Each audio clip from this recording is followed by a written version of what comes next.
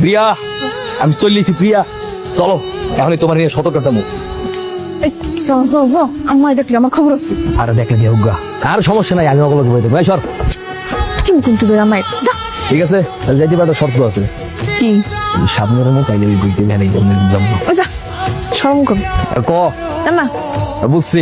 এই বাচ্চারা, এই ওদিক সরে দেখা যাবে না করছে, এবার কই ফেলা। I love you. খাইতে রে, আই লাভ ইউ 2 3 4 5 6।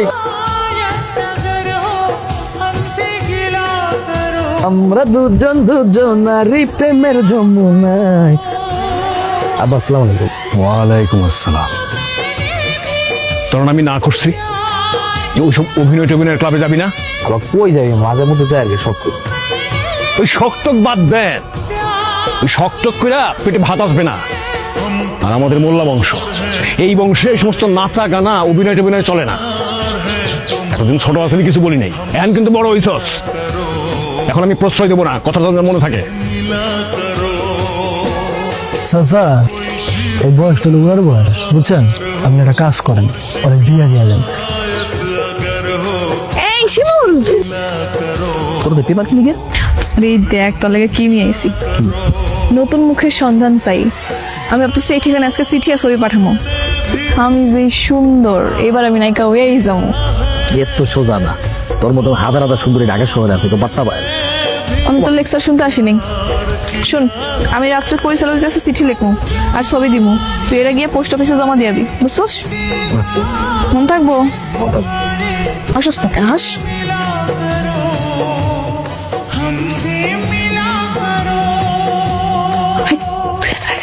কি করবো, তোর কল দিতে পারতেছিলাম না, তাই চলে এসেছি। তুই তো জানোস, আমি যদি তোলার কথা না বলতে পারি, তারা কোনো বলবো না। আচ্ছা আইসুস, ভালো হয়েছে। এই দেখ, পরিচালকের কাছে চিঠি লেখা শেষ, তাকে তুই পোস্ট অফিসে জমা দিবি, বুঝছস?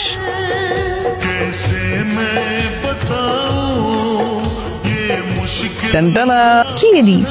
হৃদয় জোরে তুমি সিনেমার টিকিট পাইয়ে গেছি। আমি তো যাইতে পারলাম না, আমার তো যাইতে দিব না।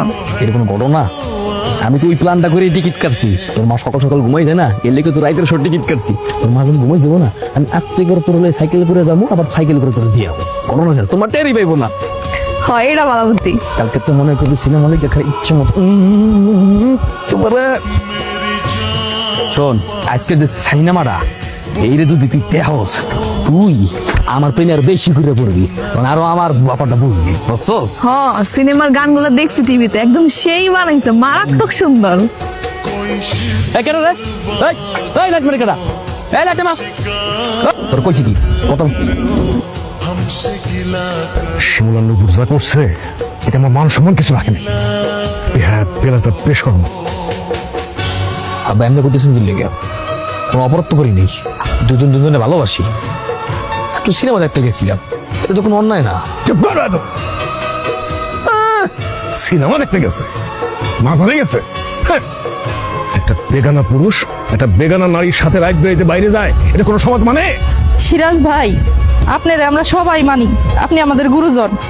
আপনি যা সিদ্ধান্ত নিবেন আমরা তাই মাইনা নিমু। আমার আর কিছু বলার নাই। কালু, এই কাজে রাখবে, এই দুটো রাজকে বিয়ে পড়া দিব।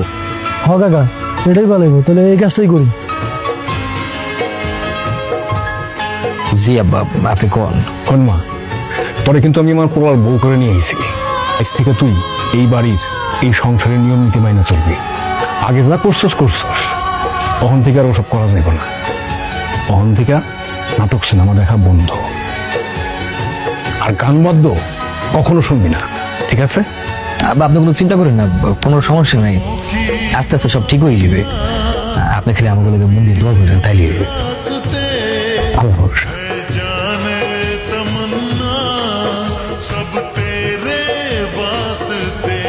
তো বাপে এটা কি করে গেল? আমি কিন্তু বিয়া করছি, তার মানে এই না যে পায়ে শিকল পড়ছি। কিন্তু আস্তে আস্তে আপনি শুনবো তো। তুই জানোস না আমি যে নায়িকা হইতে চাই? তোমার কত স্বপ্ন, আমি অভিনয় করবো, টিভিতে সবাই আমার দেখবো। আর তোর বাপের লেগে কি আমি সব স্বপ্ন নষ্ট করবো নাকি? এত উত্তেজিত হওয়ার কি আছে? আরে কপালে যেটা থাকবো এটা অবশ্যই হইব, এটা লেগে এত উত্তেজিত দুশ্চিন্তার কোনো কারণ নাই তো।